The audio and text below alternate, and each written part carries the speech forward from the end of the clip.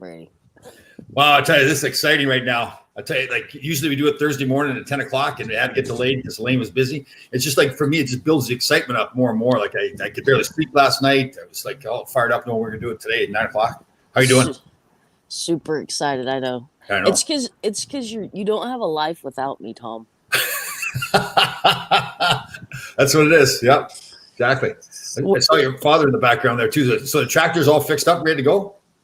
Yeah, it's done. The farm's done, mowed, everything. It's running, going strong. So just to be clear, you told me that I got to turn my lights on here. I forgot.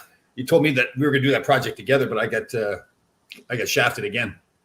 Well, I mean, the big dog came to the KY, so it's not my fault. But it's always something, right? It's the same thing when we're on Survivor together. Listen, you're a replacement dad. See, my real dad showed up, so I didn't need my replacement dad. But I'm saying that's just the way it is in our relationship here, where same thing at Survivor. We formed this alliance. We're going to stick together, thick and thin, go to the final three. Nope. Well, I mean, you couldn't hang. You got voted out, Tom. It wasn't my fault. No, obviously I did because you stuck me with the one-handed Krishna there. So. Yeah, but I'm just saying, if your game was better, then maybe you would have been around. It's called playing the loyal game, like sticking up for Elaine so she doesn't get voted out first overall.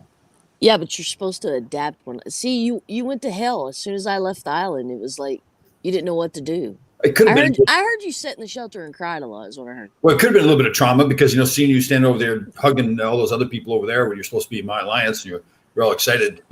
I'm standing there by myself, and you're all excited, jumping around. Who'd have thought that you'd have been a 250-pound big baby? Who'd have known? 235. What are you talking about? Is that what you weighed? 235? Yeah, I put on a little beef to go out there, though. I figured I was going to go there the whole time in 39 days and lose a lot of weight. Did you gain weight, really? Yeah, I put weight on. I probably put about 10 pounds on before I went out there because I figured I'm going to lose weight. So, see, and here it was. I was chunky monkey. I lost weight to go out there. Yeah. Because I would have been medevaced real quick if I hadn't. Because I was worse out of shape. That was the worst out of shape I had ever been. Really? Yeah. You're strong though. I know I kid you about carrying the rocks around and everything. What's your father's first name again? Johnny. Johnny, how you doing back there? Oh, I got my headphones in because I didn't want him hearing your bullshit today. Okay, so yesterday at 10 o'clock, you're working on it. What was your excuse yesterday at 10 o'clock where you couldn't come on? Well, my dad yesterday, he's leaving today, so we put some lights up in the garage because I don't mess with electric. I'm not trying to die. My dad actually got electrocuted yesterday. He blamed me. He was like, "Yo, you electrocuted." I was like, "No, I didn't." He's like, "You didn't turn the power off." I was like, "I didn't know I was supposed to." Do you ever have electric fences on the farm? No. We had those on the farm all the time. Used to be I would like to put an electric fence, like around something electric on my garage because it got broken into once. Yeah. And I would like to light it up, and then when somebody goes to break in, I would love to do that. We used to we thought we were really tough little kids. We tried to grab the electric fence, see how long we'd hold on to it. You're crazy. Might be the reason for the brain damage there. No wonder you're so slow. Look at grabbing them. That's the other way around. I'm supercharged now. I'm faster than ever. My brain's working overtime. No, but anyway, we put lights in the garage, and then we just piddled and done a few things. We had to go to Lowe's, which I sent you a picture of us at Lowe's. Yeah. And I bought I have an old trailer that my grandpa made, and the tires are all dry rotted. And he took a trailer axle and used a trailer axle like for a house trailer. Right. And so I had to go to a trailer place to actually buy tires for it. So we done that yesterday, and we done 50 different things yesterday because he wanted to try to do as much as he could while he was here. So he was helping me do a bunch of stuff, and then he's cutting out today. We're actually headed to Tennessee. We're going to go to Bass Pro Shop. My dad's a huge fisherman. And my girlfriend's oldest boy, he just got into bass fishing about a year or so ago. And he wants a bass pole for his birthday. So we're going to go down to Bass Pro Shop in Tennessee. And how far is that? It's in Sevierville. So it's about, I think it's like an hour and a half from here. Huh. Listen, everything is an hour and a half for me. Like the mall, Right. the airport, everything. Everything's an hour and a half. Did your father fly or drive? No, he drove. Oh, okay. So he's driving back. And how far a drive is that for him? Well, for me, it's 14 hours. For my dad, it takes 2 days. Oh, Yeah, he'll drive. Like we'll go down to Bass Pro and then we'll leave, and then he'll probably drive 8 hours and then stay in a hotel oh. and then finish driving the rest of the way. The hard part is driving South Florida. It's that state is the longest state in the world. I had a takes friend forever. telling me some stories about all the traffic accidents there in Florida too. That there's like you don't have to get your cars inspected in Florida and all that kind of stuff, and stuff's flying off. This is what this person was telling me. They had a Well, I don't know about none of that. I never had my license or anything down there. I mean, I've drove in Florida, you know what I mean, but yeah. I never had to go through any of that stuff because I got my license up here and car registered and stuff up here. So I don't know, but my dad could probably tell me. But he went in the house, so Yeah. What? So you posted some pictures yesterday of getting all dressed up. You had the white shirt on, the black pants. You looked like no, dude. It was so funny because like when you try stuff on, like it's bigger, and then they measure or whatever. That's not what I'm wearing. And I told I hate shopping, Tom. No, you look really happy. No, you were the happy face. No. I hate it. And she's like, "Oh, you got an appointment?" And I was like, "For what?" And she's like, "You and the boys got to go try to fit it for clothes." And I was like, "Oh my god!" So me and my best friend and the kids went up there, and it was miserable. Basically, my best friend picked out everything, and I was like, I don't want to be here. So the white shirt and the black pants. That's not what you're wearing. No. That you're just trying that on. No, they just put that on to get a fitting to see like. Oh, I see. Oh, okay. Yeah, and you know I'm shorter and I'll get out, so like they gave me breeches. It was like there's a little bit extra material. And I was like, "What in the world?" She's like, "Oh, this ain't. Don't worry." She's like, "We just have to get your inseam and blah blah blah." I was like, "Oh my god!" Sure. It was, dude. Listen. We have so much stuff to do, and I haven't done anything. Yes. Well, you can't wait. I give you a hard time about the honeymoon planning, but you can't really plan that now, anyways, right? No, and that's what I told her. I was like, "Yo, I don't think we're gonna be able to go out of the country." It's like I don't want to plan something and go out of the country. And she's like, "Well, why do we got to go out of the country? Let's go somewhere here."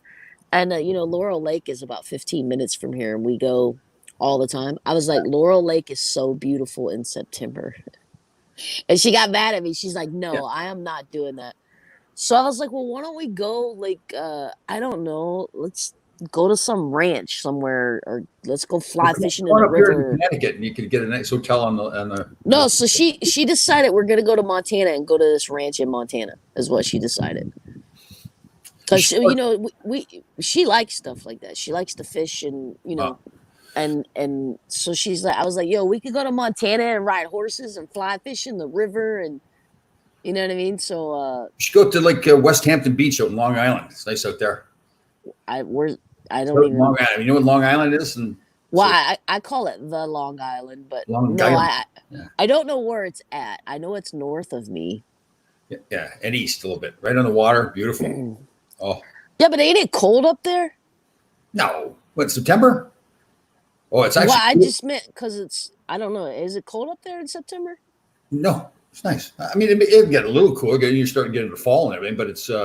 Wait, it's on the lake? We have this thing called the ocean. Oh, on the ocean. There's an Atlantic Ocean. Tom, I don't like the ocean. I want to go to the lake. How many times have you been to the ocean? A bunch. I lived in South Florida. Big Demi.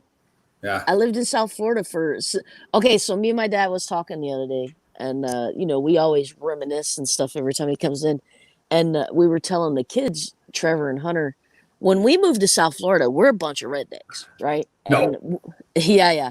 So when we were kids, we used to go to Laurel Lake all the time, and we would go camping on the lake, Laurel Lake, Norris Lake in Tennessee, and we would go camping on the lake for weeks at a time, right?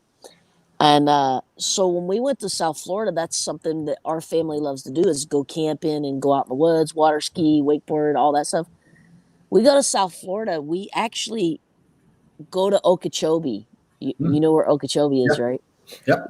Do you know I think we're the only free people in the free world that has ever water skied in Okeechobee? Why? Because it's filled with gators. I don't think anybody has ever water skied in there. So we moved to South Florida when I'm like 6 years old, And because my dad is such a redneck, he's like, "Oh, fresh water, Okeechobee, let's go." So we went to Okeechobee and went camping. And Okeechobee's only like 4 feet deep. It's shallow as all get out. I mean, it's deeper in spots or whatever.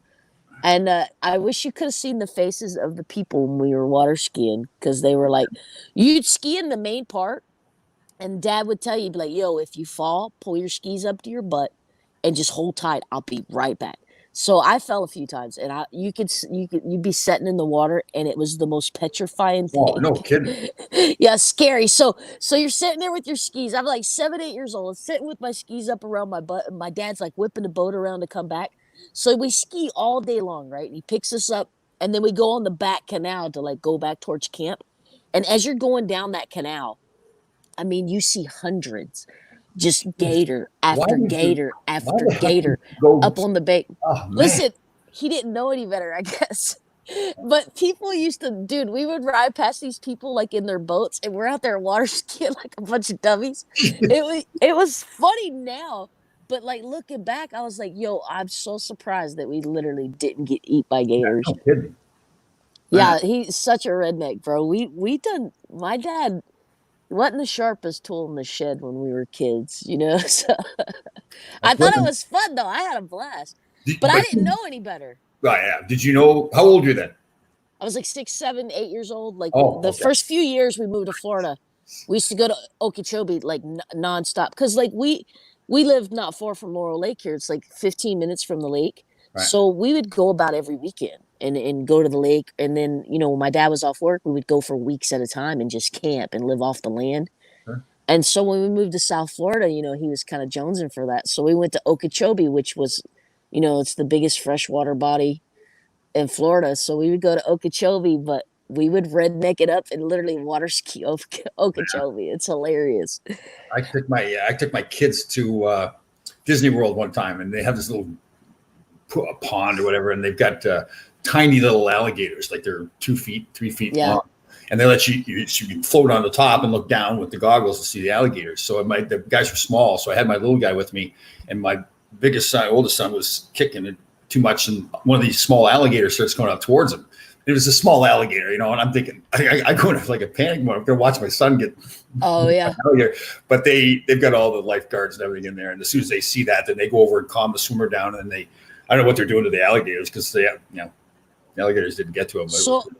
So did they not have like their mouths taped or anything like that? No, They they didn't. I didn't ask them because they know it wasn't taped, but you could tell there's something. I don't know. It's almost like they had drugged the alligator or something, so he couldn't come up there. Or maybe they feed him so much he's really not hungry. I don't know. But Yeah. I remember thinking to myself, that was a good move. My son's going to get. Yeah. Well, see, my dad didn't panic. I can remember when we'd be in Okeechobee, we'd be at the campground, and there'd be gators like climbing up in the camp and stuff, like walking, and it's like, yo, where I did would you not like take it? that much. I wouldn't be too fond of that. No, I'm telling you, like when you fell in that water, it was like your life flashed, and you can hear that wonk wonk, that noise that the gators make, whatever it is. Yeah. You could hear it like off in the distance, and you're looking, and the water at Okeechobee's like pitch black. You can't see anything. I mean, it's freaking scary. But we were talking about that the other day, and the youngins were like, "Yo, that's nuts." I was like, "Well, my dad wasn't the sharpest tool in the shed, and he was a little wild when we were young." So. Yeah. But I didn't die, and I'm fantastic. So my dad is a great dad. Yeah, no question. Yeah. Well, you're fantastic since you met me, and I kind of straightened out your life a little bit. No, I try to tell you that you reminded me of my dad, and Yeah. that's why I try to form an alliance with you. But you're terrible at Survivors. So who would have thought that you were so horrible? So horrible. You know? Ever? Talk about it. Yeah, you were terrible. It was like I was the best player out there. What you're talking about. you slept all day. I mean, you'd go get firewood. That's the only thing I can say about you is you would go get firewood. Like me, we got firewood all the time. Here's the routine: get up, do the dishes that nobody else will do. Take all the pots down to the ocean. That's Take true. my life down there with all the wild animals in the ocean. Clean the pots up, bring those back, get firewood, put the cover back on, or take the cover off the fire.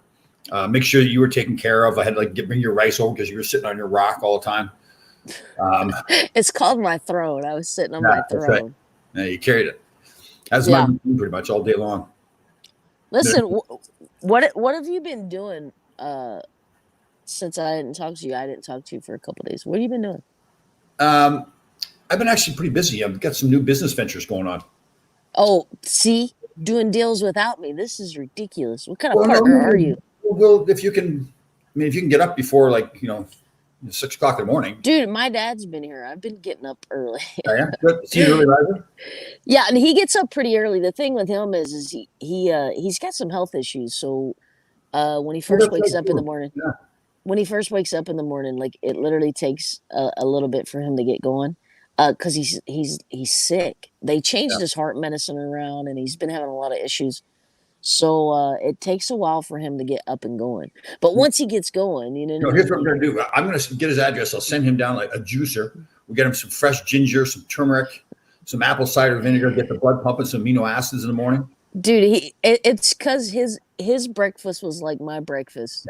Yeah, I know. Cigarettes and Mountain Dew. That was my dad's breakfast for years. So yeah, I'm a chip off the old block, Tom. I try to tell you this. Fix it up though. We'll get like amino acids going, a little bit of extra citrulline in there. Citrulline is really good for getting your blood pressure lowered, gets your blood pumping through your veins in the morning. Well, his plan is, he's got AFib, and he's had that procedure where they go in and they cauterize parts of your heart.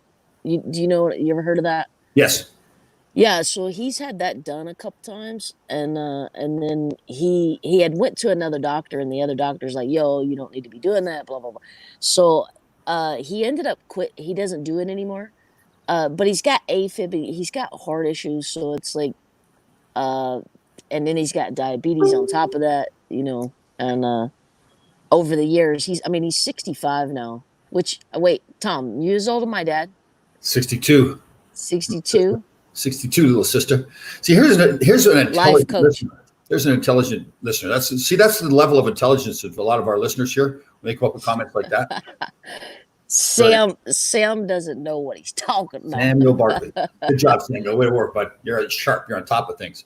I've got a complaint here. So when I mention like these healthy stuff like ginger and turmeric and that kind of, you just blow me off entirely. It's like, because I think you're making stuff up. I literally think that you go out in the yard and you're like, oh, what's this plant? Oh, and put it in your juicer, and it's like, nothing goes in his body. Everything goes in his body is like with a purpose.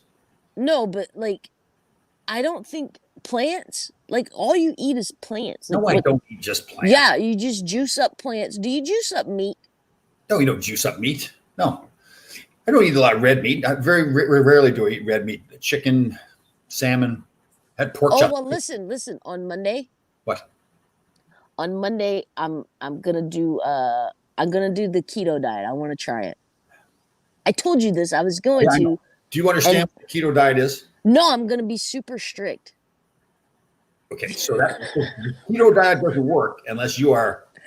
You have to be super strict. I'm good. I want to try it. If I can do it for a week. Okay, but there's no trying it. You don't try the keto diet. You do. What do you mean? Well, because you have to either do it or don't do it. There's no trying. There's no gray area in between. But like full-on commitment. I want to eat bacon and meat, and that's the kind of diet I want to be on. Like that's basically right. Like that's what you eat, stuff like that. Well, yeah, but the idea is it's like all the fats coming in, so you're hardly getting any carbs going to your body at all. That's the idea. In fact, zero carbs. And if you don't do it properly, then it kind of readjusts how your body functions inside the keto diet. Well, I wanted to try it. I got 2 months, and so like the deadline's up. Time is here. I was waiting for my dad to leave because my dad's around. We just eat whatever. Yeah. But he's leaving today, so it's like, all right, that gives me 1 day of laying around. Sunday going shopping. Right. May I interject just a little? What? Don't tell me to buy a juicer. I'm not going to do it. No, it's a healthy lifestyle you want. It's not just about the diet. It's your whole. Well, I know that. I know. I'm adopting healthy things. Can't you imagine getting up in the morning, turn the juicer on, put some ginger in there? No. Just burn out to that ginger. I'd rather get up and eat some Raisin Bran. Yeah. Raisin Bran's good for you. I like Raisin Bran. As long as you get good one, doesn't have a lot of sugar in it and all that kind of stuff. Yeah. There's a lot of healthy foods. No, I don't put sugar in my cereal. Well, you don't have to. Some cereals have a lot of sugar in them anyway. You just got to read the label. Oh yeah, They have this so, label on the some side of the box. fruity pebbles. Listen, was you ever on Wheaties? Wheaties? I don't think I was ever on Wheaties. No. You would have remembered. Yeah, I know. I ate Cheerios. I think you would have remembered. I had You're Cheerios. like, I don't know. Cheerios. You wasn't on Cheerios. Yes, I ate Cheerios all the time. Yeah. No, Tom. I said, was you on the box? Oh. See, this is why we couldn't get along. You don't listen. Was you on the box? Wheaties, I should have been. I wonder we should have asked Elizabeth if she was ever on the box of Wheaties. She might have been, yeah. Well, she's more likely than you. I should have known better. Yeah, right. I'm going to be on the cover of Men's Health, I think. So hey, listen, when you played hockey, did you win the championship and stuff? Did you win the Stanley Cup? No. Oh, did you know I used to play for New York Rangers? I don't know if you knew that or not. No. Hey, why don't you send? I love that shirt. Why don't you send me one of those? Well, I can't. The Rangers gave it to me, so I'll have them. I'll have them send one to you. Tell them your best friend needs one. Yeah, my best friend. My best friend that bailed out on me. No. Anyway. So in college, actually, we did pretty well. We won our division championship my senior year. So my first year of college was the first year they had a hockey team. So we were the worst team in the country. And by my senior year, we ended up ranked number 1 in the country. We lost actually the championship game to to North Dakota. When I turned pro, we went to the semifinals my first year and the semifinals, I think, like my 6th year, but never won a championship. No. Wait, how many years did you play? 11 years, sister. 11. So, like, why have you not looked all this stuff up? Like, as soon as you got back from Survivor, you should have looked all this up. Listen, you Google because you're bored. You Google people. I don't. You're like, hey, Google. That's your best friend. It is my best friend. Yeah, totally. Yeah. Well, I was just wondering. I didn't know for sure how many years you played, but you never said if you won a championship or not. No, never did. So you haven't looked on YouTube and seen some of my great plays? No, I didn't look up your great plays. I looked up some of your fights. Yeah, that's all. I really wanted to know if you could back all that junk up that you talked, because I was thinking of judo chopping you a few times with running that mouth, and then I thought, well, I'm gonna have to bring a big stick because it hits you from behind. That's how I'd have to attack it. I only keep the videos of the fights that I won. All the ones that I lost, we don't. I know you told me that you wasn't the baddest dude in the yard. So no, I thought I was. I thought I was going to be when I first started, and then I realized there's some other bad dudes out there. Okay, so who do you think was the toughest person that you ever fought? Oh, that just whooped your butt. Well, I actually had a pretty good fight against Marty McSorley. Was a tough guy and fought everybody, and we had a pretty good fight where it's probably a draw. But that's the thing. Like if you're a tough guy, you find you can fight once. But it's the guys that are the tough guys, they fight all the time. So like if you beat a tough guy, he's going to want to fight you every time. So like with this Marty McSorley's case, he had been being a teammate of mine in Los Angeles. He was playing for Pittsburgh when he first started. And I mean, this is a real compliment to him. He was terrible. The only way he was going to stay in the NHL was to fight. Now, over his career, he really worked hard and became a much better player. But he first started the fight. So I fought him one night. And then every game we played after that, he would come up to me just for no reason. He'd go, Laidlaw, let's go. Because he had to fight all the time. And I'd be really? Yeah. And I'm not keeping you in the league. Get out of here. I fought you once. That's it. It's over with. Okay, wait. So explain this to me. I don't watch hockey. Yep. So how is it legal that you guys can fight? Well, it's not. It's somewhat legal. You get a 5-minute penalty for fighting. So you do get penalized for fighting, but you're not thrown out of the game. So it's. So when you guys start swinging, the ref just lets you go to your gun, or do they separate you? Well, if somebody's getting hurt, the linesman will jump in. Or if guys are tired, it's all over with, they'll jump in. But it is part of especially back like in the 70s and 80s and into the 90s, it was part of the strategy of the game. Because so what happened was the Philadelphia Flyers really started it. If you had skilled players, they had tough guys to go and try to pick on the skilled players. So the skilled guys couldn't do what they wanted to do. So the team with the skilled players had to go get their own tough guys to fight the other tough guys. So everybody would just get more and more tough guys. So and it was all part of the strategy to intimidate the skilled guys. So you had to, if you weren't going to fight, you had to show that you weren't going to get intimidated. And and again, from a team standpoint, you had to make sure that you had enough tough guys to battle the other team's tough guys. So it was so crazy. Wait, do they fight? They don't fight like they used to now. Right? No, not at all. It's not part of, like, again, it really was part of the strategy before the game. It wasn't like the official, like, it wasn't like coaches would teach the fighting part of it, like they would teach a power play or penalty kill or whatever. But it was kind of you knew going in that you had to have enough tough guys so that the tough guys wouldn't pick on your guys. So what was you, like a semi tough guy? Yeah, I was the guy that I showed I could fight, but I wasn't really one of the fighters. So if something happened and I had to fight for my teammates, I would. But I wasn't one of the guys that went out and initiated. Instigated. Yeah. Oh. So I've never seen a hockey before, other than like I've watched a little bit of a room. I've told you this before. A roommate of mine in college was a huge Red Wings fan. Oh yeah. And so I watched a lot of their matches and stuff, but I just never got into it. I don't know. Yeah, it's not. You know what? It's one of those games. If you go to a game, I can't follow the puck. I don't know where it goes. So it's that's like I don't. It's so much better when you're at the game. Like you're at the game, you can really get into it. On TV, if you don't know what the game's all about, then it's hard. Because to try to follow the puck, if you really, it's like anything else. If you understand the game, you don't need to follow the puck. You follow the players where they're going. Yeah. Well, when I was in college, I would try to watch it, and I was like, I don't even know what I'm watching. Like who's. You know what I mean? Like I had no idea what was going on. But listen, she loved it. She was crazy over it. Where'd you go to college? I went to college at Cumberland College here in Wilmsburg. What was your major? Psychology. I told you this before. You never told me this before. Yeah, I majored in psychology. Didn't work out. Didn't take too well. Or what? Well, I just didn't foresee myself having people lay on my couch all day. I wanted to lay on the couch. So, yeah. So I just honestly when I was in college, I just went to school because I was playing ball and stuff, and I picked a major that I thought was interesting, but I had never actually thought that I would go into psychology. But I never really thought that I would do much of anything other than work. Right. So I went to college. I had a good time. I got the education. And then afterwards, the thought of like listening to people's problems all the time, it just wasn't super appealing to me. So I just went and got a job. Right. I guess I should have been a psychiatrist. I listen to your problems all the time. Well, the thing is like once you get a degree, like you can use it whenever, but you don't have to use it. You know what I mean? And if I wanted it, I could have made an all right living here. Not like living high off the hog or anything, but if I had went to a city, I probably could have made some decent money.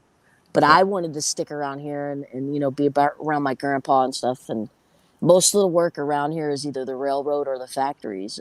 And so I went to a factory and got a job. So. And did you ever been to New York City or any big cities? Well, you're in LA, obviously, for the. Yeah, I lived in South Florida, I lived in Pompano Beach, which is just north of Miami by like 20 minutes or so. And I've been to the great big city of Lexington and Louisville here in Kentucky. I've been to Cincinnati. I did go to Detroit once with judo for a tournament. Oh. But other than that, I've never, I've not been to You went to a judo tournament? Yeah, Tom, I was on the judo team in college. Listen, you was whooping ass on the ice. I was doing it just for fun. I was getting medals and shit for it, Good. So I would go to judo tournaments and stuff. I wasn't never really great, but I was just like a brawler. So I took a judo class at Cumberland. And, I grew up with 3 brothers. So it's like, I know how to wrestle. You know what I mean? Well, I saw the video of like you and Missy. Yeah.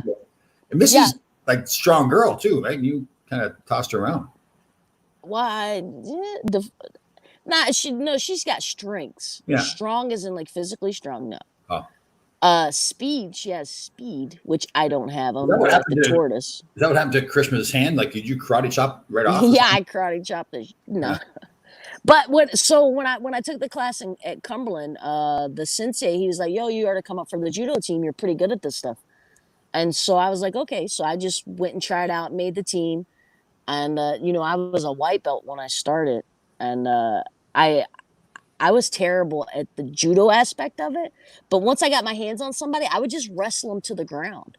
Right. And then once I got them to the ground, like I was so strong, like I would just hold on. Because you can pin people in judo too. Right. I would just hold on to them and they couldn't get away from me. So I was winning matches like that. Then I learned how to arm bar and I started learning a few things. Huh.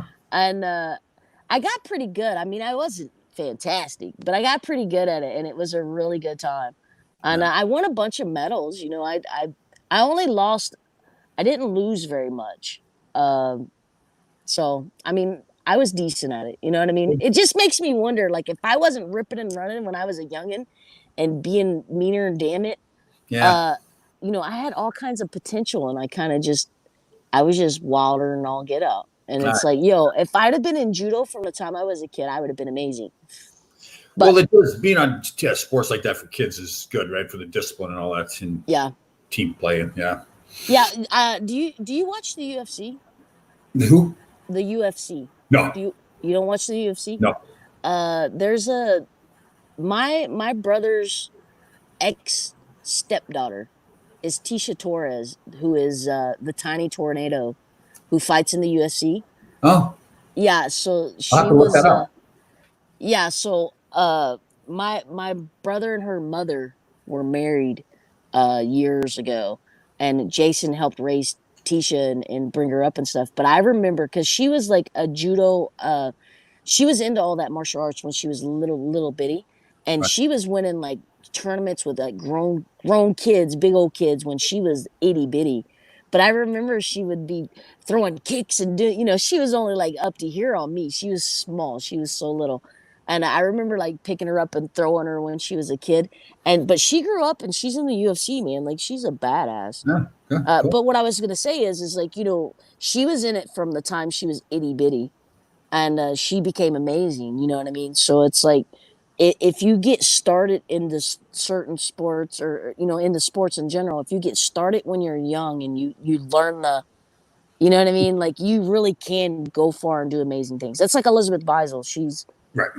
made it to the Olympics, and Yeah. you know what I mean. So it's like, Oh, I agree too. I think it's a great life lesson for kids too. They show that they can't do something at first. They then go work at it, and then now they can do it. So Yeah. now they start to believe that they can really do anything, and if they do that in life and business and their relationships and stuff, it's fantastic for them. Yeah, that's why Yeah. when I coach, I try to say to the parents, I say, listen, yes, we want to win and everything, but it's it's a process of winning that's really important. Having the kids learn, okay, I'm not where I need to be yet, but I'm going to practice. I'm going to get better, and now I'll be better. And they can walk away from the game, learn that kind of stuff. I think that's why it's great for kids. well, if I remember correctly, Heidi, who is Tisha's mom, she had 3 kids. She actually put them into martial arts to help them keep out of trouble. Yeah. Living in South Florida and stuff, they were being a little mean, So she put them into martial arts to kind of give them some guidance and this, that, and the other. And Tisha really took to it. And like I said, she's in the UFC now. She's a total badass. Her nickname's the Tiny Tornado, That's which cool. she's only like 4'11". I mean, but she's a badass. I'll have to look that up. And yeah, so throughout her life, it was she just completely dedicated, and that's what happens is like, some kids, it just does exactly what it needs to do. It lines them out. Yep. And that's kind of like me. Like I didn't play sports when I was a kid. When I was little bitty, I played basketball once or twice over the years. But it wasn't until my senior year in high school, when actually I was done being mean, done ripping and running and partying, that I started playing sports. And I played softball, I ran track, and I played basketball my senior year in high school. And then I went to college for softball. And then I got on the judo team at Cumberland. So what I was, if I had been not as so wild, growing up in it, I probably could have been really good. But it done what it needed to do for me. It lined me out. It gave me a purpose. It gave me a sense of a team, a family. That whole camaraderie. And you think you've stopped being mean? Like you're still mean? No. You're still mean. No. No, but it changed me. And I think it does that for kids. I think it gives them the guidance that they need. Especially, so why are you so mean to me now? Then well, because it's like, call me names and everything. I can, so why not? Right from the start, this whole thing's been trouble. Like I was accused of, you and I and Vince go out there looking for wood, and they accuse us of trying to. I know. What's funny is like every time we would go looking for wood, like all you did was talk, and me and Vince worked. It's like you're like leaned up against a tree, huffing and puffing. I was giving you directions of how you need to straighten things out. No. Anyway, I'm the best thing that's ever happened to you. You're the best thing that's ever happened to me? Yeah. Well, you're one of the things that happened. Listen, will you please get me a shirt? You tell the Rangers I said, don't make me come up there, Tom. You want one just like this? Yeah, I think that's awesome. Okay. No quit in New York. Perfect. Yeah, I think that's a cool shirt. Yeah, Listen, you don't ever send me anything. You're like, oh, I'm going to send you this. You never send me nothing. I offer to send you all kinds of stuff: a juicer, ginger, turmeric, apple cider vinegar, amino acids. Apple cider vinegar. Oh, good for you. I must send you some chloroform and some. I tell people all the time how funny that was when we would go to bed, lay out in the dirt, and you'd be telling everybody, like, everybody check Pops' pulse in the middle of the night, make sure he's still alive. Yeah, because I worry about you. Like, I literally worry about you. Out there. You best conditioned person out there. Yeah. Years old. Yeah, you literally, like, seriously, like, there was a few times after the challenge, I thought you was going to die. It was like, I was like, what's going on with okay, this now listen, guy? here's what we need to do today. You're driving to Tennessee. Yeah. Okay, they have these signs on the side of the road, and there's numbers on those signs, like there'll be 55 or 65. That's a speed limit. Well, I decided that I'm gonna make the old lady drive. I might ride with my dad because you say you're gonna make the old lady drive. She's the boss there. She tells you what's going on. Well, she drives all the time because my driving makes her sick. Yeah. Like, seriously, I don't know if it's because she's getting older that don't tell her I said that. But I don't know. But she gets car sick a lot. Just if she's not driving, she gets motion sickness in the passenger seat. Well, yeah. Maybe driving. Well, she says it's my driving, but she does it all the time. So it can't be just my driving. I think it's something. Well, maybe you traumatized her with your driving, and now every time she gets in a car and she's not driving. No. She's not in control. I don't think I'm going to drive today, so I'm not going to get any speeding tickets whatsoever. Because you got the speeding ticket in North Carolina or South Carolina or something, right? I know. I have to go back to court in September. I didn't get it taken care of. You got to go serve your jail time for stealing from Walmart. Oh my God, Tom! I did not steal from Walmart. I never stole from Walmart. You got to get me some psychological help because I'm still traumatized from you bailing on me in Survivor. No, because you're a sociopath is why you need psychological help. All right, you're gonna be going, right? Let's get out of here. All right. Yeah, it was a good time. I'm glad you got to see me. Don't forget my shirt. It's really highlight of my day. I know, right? I know. Totally.